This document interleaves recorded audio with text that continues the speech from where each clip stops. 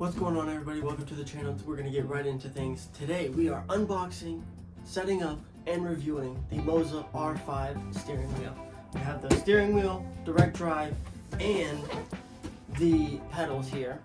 And we're going to connect them all. We're going to see how easy it is to connect and rate the use of it. I've never used a driving wheel of any kind before. This is my first one ever. I wanted this one over the Logitech one. The two Logitech ones. The older one, I mean, it is what I just said. It's the older one, but you know, the technology is kind of going out. It's not as, you know, resourceful and useful anymore. And then the new one, still not as good as modern technology of like the direct drive and everything that Moza and Fanatec and any of the other companies out there have. But it was really overpriced. I didn't like that. It was really expensive. And I wanted something a bit cheaper because I don't drive on the simulator all the time. I don't know how to do it. I don't know if I'm gonna like it. So I think I'm gonna like it. I've always wanted one. So we went with the Moza. It seemed like the best quality, seemed like the best price, and it seemed like the best technology for the price point. So this is what we picked, and it's here. This is not sponsored. I wish it was, but it's not. But I'm still excited to have it. So let's get right into it. Open her up.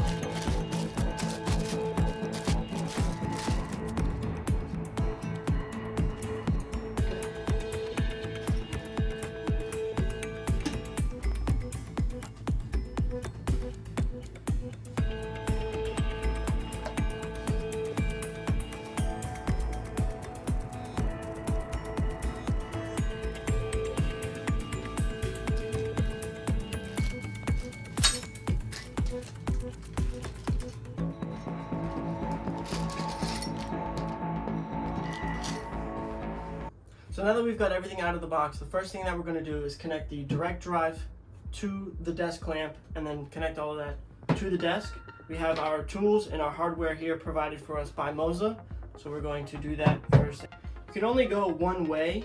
There's four holes on the bottom. You cannot misalign them on the bracket. It's impossible. There's two other holes in here. I'm not sure what those other two holes are for, but they don't line up with anything else. It's made idiot proof. You're going to take the washer provided and the black screw, put them together, and insert them into the bracket. Alright, so we're going to do that 4 times. 1, 2, 3,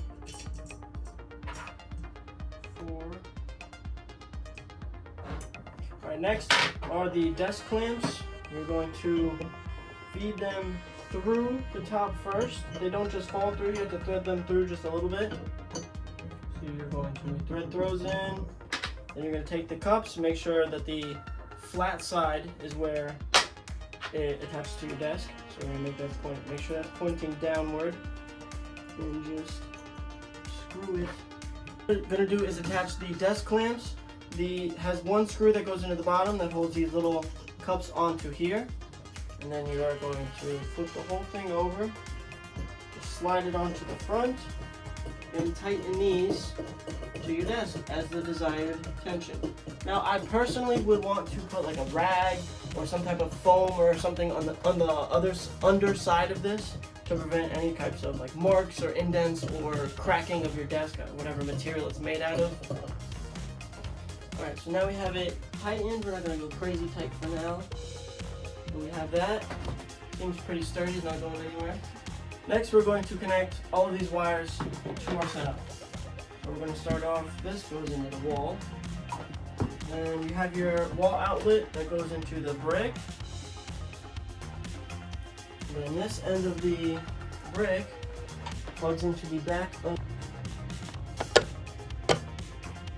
The next wire we're going to plug in, this goes to the pedals. So we're going to plug it on the connector far right. It says pedals on the back plate itself.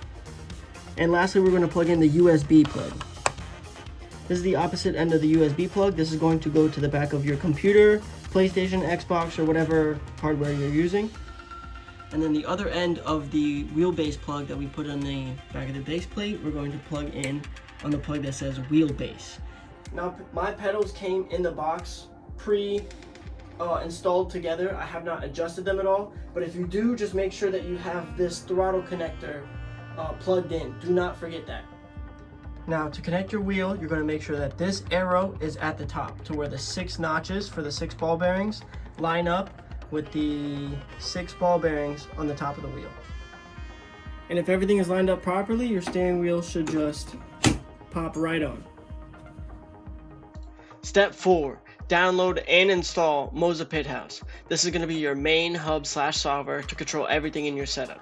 Just visit mozaracing.com, scroll to the bottom, click Downloads, and select the download that matches the operating system you'll be using.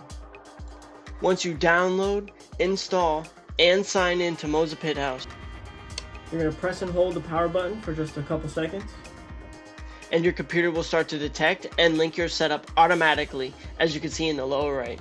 Once your device is ready, Pit House will start to identify your active pieces and you're ready to go. As you can see, the Pit House will show you all your inputs live to help you adjust settings to your specific driving style, game, and number of pieces you have as a part of your setup. Now that is the complete unboxing and setup of the Moza R5 racing wheel. I wanted to do a review in this video, but I've never used a racing wheel before, and I wanted to actually spend some time with it to actually get used to it and have an honest review on it and see if there's any hiccups or anything that pops up in the next couple of weeks of me actually using it. I feel like if I were to give a review right now, I'd be so excited that I would say nothing but good things. So we're going to be using this the next couple of weeks on stream. If you want to come join and watch that, we're going to be playing a variety of different games.